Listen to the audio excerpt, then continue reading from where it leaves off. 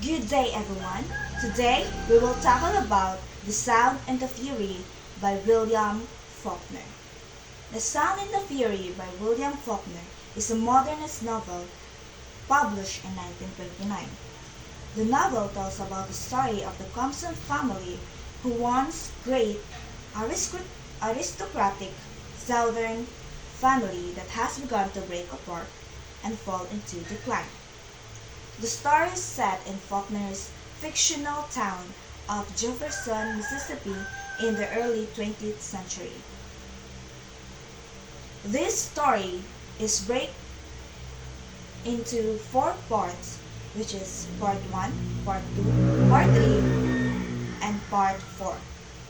The Sound and the Fury is considered a classic of American literature, appearing at the number 6 on Modern Libraries in 1998 list of best English language novels of 20th century. The novel is well known for its disjointed, non-linear narrative structure and in stream of consciousness writing style. According to the sources, William Faulkner wrote this novel without thinking of publishing it or without thinking any of the structure. He just write this novel based on his emotional perspectives and connecting it to the character named Katie. Moving on, we have the Board of Mystery. Now, let's proceed to the characters of the novel entitled The Sound and the Fury by William Faulkner. First, we have Mr. and Mrs. Thompson. We have Jason Compson III and Caroline Bascom Compson. Jason Compson III is the head of the family, which is the father of the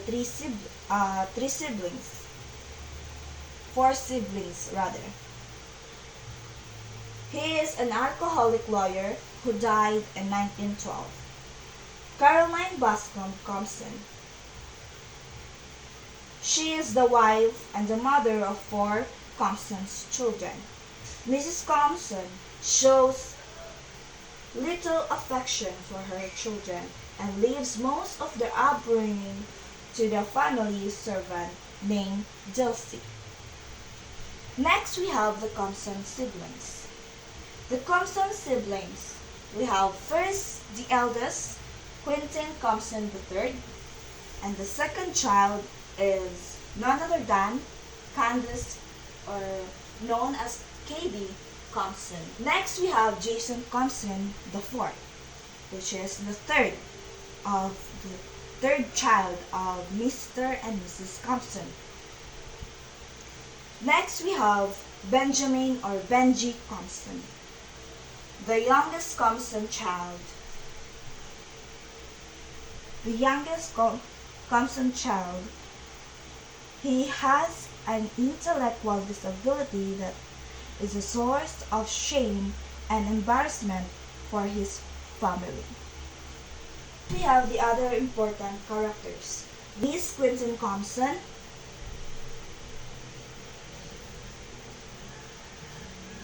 the daughter of Katie.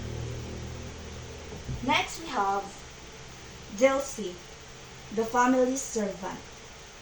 So throughout the video or throughout the discussion, we will know what are the rules or how they influence the story, how they act in the story, and how we can relate to the story because of their different scenarios. Now, to fully understand the novel entitled The Sound and the Fury by William Faulkner, I have a video presentation from YouTube for you to fully understand it. The Sound and the Fury is a novel by William Faulkner that was published in 1929. It is one of the most important books in American literature. The story is about the Compson family. This family lives in the American South. The book is divided into 4 parts. Each part is told by a different person. This makes the story interesting, but also a bit hard to follow. The Compson family. The main characters in the novel, The Sound and the Fury, are members of the Compson family. Here are the important people you need to know. 1. Mr. Jason Compson, the father. He is an alcoholic and very cynical. 2. Mrs. Caroline Compson, the mother. She is very self-absorbed and complains a lot. 3. Quentin Compson, the oldest son. He is very sensitive and obsessed with family honor. 4. Caddy Compson, the only daughter. She is strong-willed and rebellious. 5. Jason Compson IV, the second son. He is mean and selfish. 6. Benji Compson, the youngest son. He has an intellectual disability. 7. Dilsey, the loyal servant of the Compson family. She is kind and caring. Part 1. Benji's perspective. The first part of the book, The Sound and the Fury, is told by Benji. He is 33 years old but thinks like a small child. Benji cannot talk properly, so he uses sounds and cries to communicate. His part of the story is very confusing because his thoughts jump around in time. He remembers things from when he was a child, a teenager, and an adult, all mixed together. Benji loves his sister Caddy very much. He always thinks about her. When Caddy leaves the family, Benji is very sad.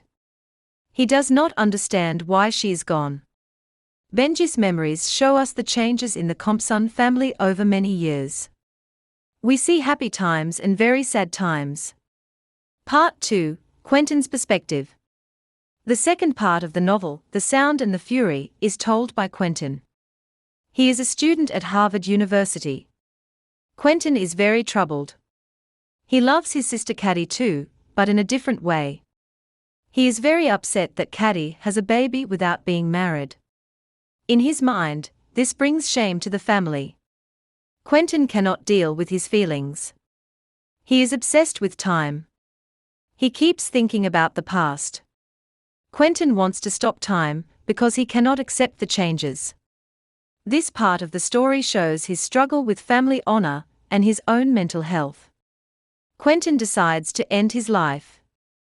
He drowns himself in the Charles River. His death is a big loss for the Compson family. Part 3. Jason's perspective. The third part of the novel, The Sound and the Fury, is told by Jason, the second son. Jason is very different from Benji and Quentin. He is mean, angry, and selfish. He cares only about money and himself. Jason works at a store and takes care of his mother, Mrs. Caroline Compson. Jason hates Caddy because she had a baby out of wedlock. He also hates Caddy's daughter, Miss Quentin. He steals money that Caddy sends for her daughter. Jason's part of the story shows the decline of the Compson family. He treats everyone badly, including Dilsey, the servant who has been with the family for many years. Part 4. Dilsey's perspective. The final part of the book, The Sound and the Fury, is told from a third-person point of view, but it focuses on Dilsey. Dilsey is the Compson family's servant. She is strong, kind, and wise. Dilsey takes care of everyone in the family, especially Benji. She is very religious and believes in doing the right thing. Dilsey's part shows Easter Sunday in 1928. She takes Benji to church. This part of the story gives us hope. Dilsey represents endurance and faith. She believes that even though the Compson family is falling apart, life will go on. The central moral of the story is the inevitable decline to the family, which is the Compson family due to their inability to adapt the changes on their personal or in the society. The neglect of love and empathy, and their entrapment in the past. Faulkner shows that shows the readers that failing to confront personal and societal flaws leads to disintegration. We have 4 lessons to tackle on this story, entitled The Sound and the Fury by William Faulkner. First, we have the destructiveness of holding onto the past. The Compson family is trapped by their past, particularly their family has lost their ancestor status. Like before, they are known as the one of the great family and one of the aristocratic family before, but in the present, they are just ordinary family. The lesson here in the problem that they are trapped in by their past is that clinging to a glorified past without accepting changes can lead to stagnation and downfall. You will not be able to, they are not, wala sila naka-adapt kaagad sa changes sa society and sa ilahang self. For example, si Benjamin, that wala siya nakahunahuna sa time and he remained like a child. His intellectual disability shows stagnation and downfall of the family. Next, we have number 2, the importance of compassion and connection. The novel highlights the consequences of emotional neglect and lack of genuine care of the family members. Just like, for example, the character of Quentin, Jason, and Katie. Also, Benji. Diba? Nag-struggle sila with their personal and moral crisis because their family, especially their parents, is unable to show true love or support for them. Next, we have the subjectivity of time and memory. Faulkner's nonlinear narrative illustrates how the past constantly influences the present.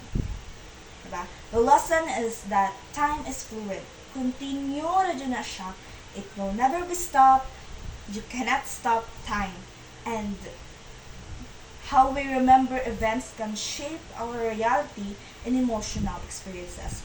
Just like what happened to Quentin. Quentin wants to stop the time because he wants to kanang ginahan siya na kanang ang time niya with KD na wala pa ning hawa si KD is more remain, but it will never be because time is fluid and it will continue to flow. Next, number 4, the collapse of Southern ideals. The lesson here is that societies and individuals must adapt to survive. Otherwise, they will be consumed by their inability to evolve. Just like what happened to Caroline Compson na nag-remain na Japon siya kung unsa sila sa una. Wala siya ga-evolve, and the rest of the characters also.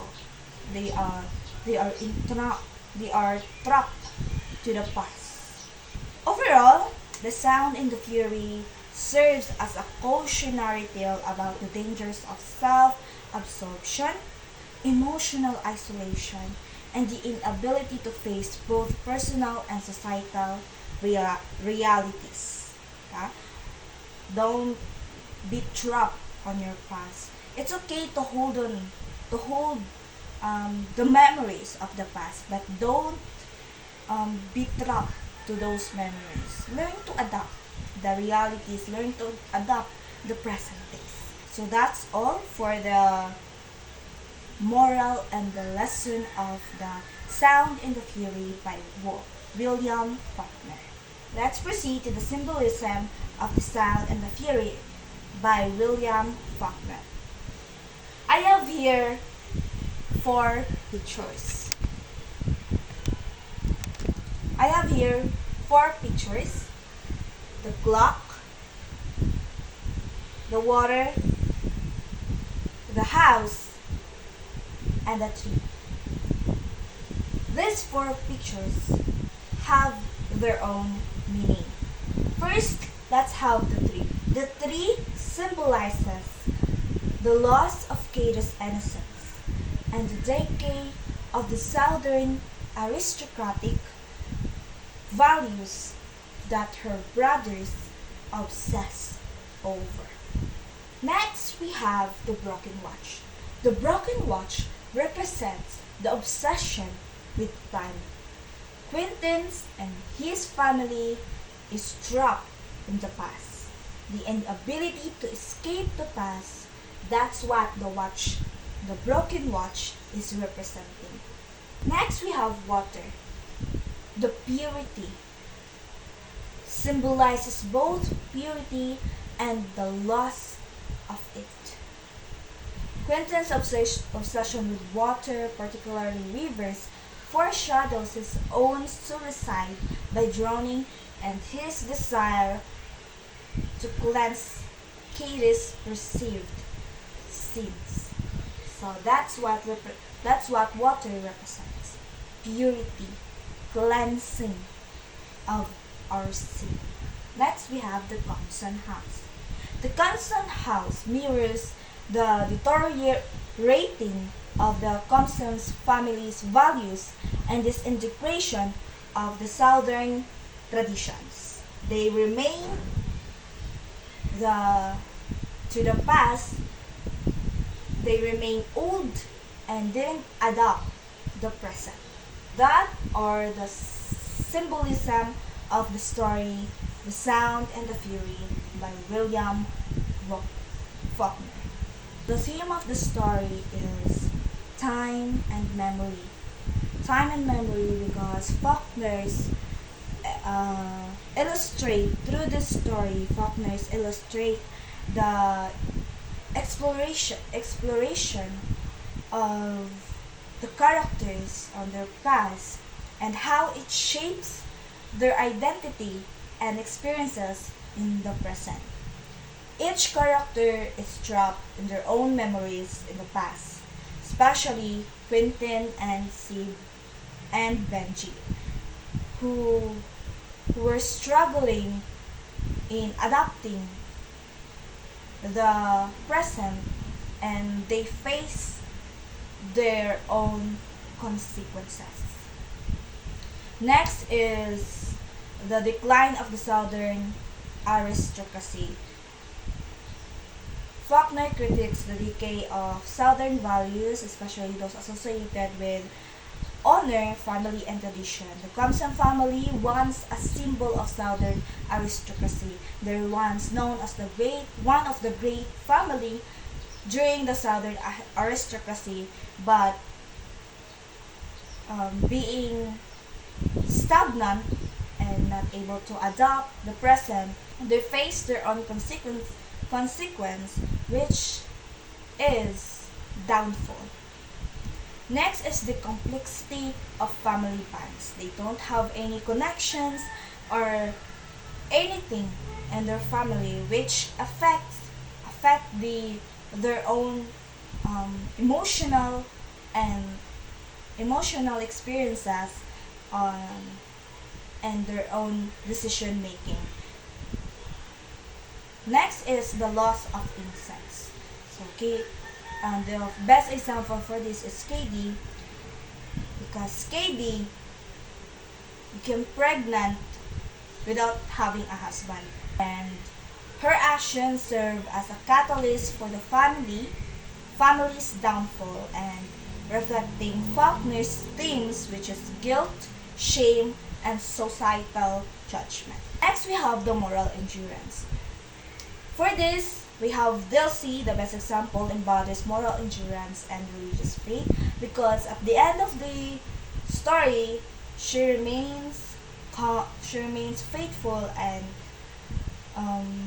trusts the family that everything will be fine. So she is the only character who remains steadfast, offering care and support to the Constant family. Despite their moral and emotional decay, because of Dilsey, Faulkner suggests that faith and perseverance are possible in the face of ruin. So that's all for the theme. And for the settings of the story, the novel is set in Jefferson, Mississippi in the early 20th century, a fictional town. Now, let's have our group activity called arrangement. Supposed to be group activity ito, but unfortunately, we're unable to meet, so I will just show to you how this activity works. On the group of 4, presenting the part 1, part 2, part 3, and part 4. When you are already in your respective groups, I will distribute to you the following the different colors of sticky notes based on your part. If it's your part 1, then you have the blue one. If you are part 2, then you have the green one. And part 3, the pink one. And the part 4 is the yellow one. All you have to do is to answer the following questions. After answering the following questions, there are letters at the back of your questions. At the back of the questions, there are letters that you have to arrange and put it here. So, paunahan po itong group activity natin. If you completed the letters and just yell or simple yell lang, and the first group that will makauna sa pagtapos have a reward of 30 taps. Okay? This is how the activity works. When was the Sound and the Fury published? Put the letter. Next we have, what is the name of the Constant's long-term servant who practically raises the Constant children? So the answer is, they will write their answer and they'll say Gibson. So they will face. Peace. They already have the letter S. Next we have, who wrote The Sound and the Fury? The answer is William Faulkner. So we already have another letter. Again, until they arrange the following letters, and the group that will complete the activity first will be rewarded chocolate. So that will be all for my report. And always remember, everyone, to learn to adapt the present and learn to accept the reality for you to be able to live a long life.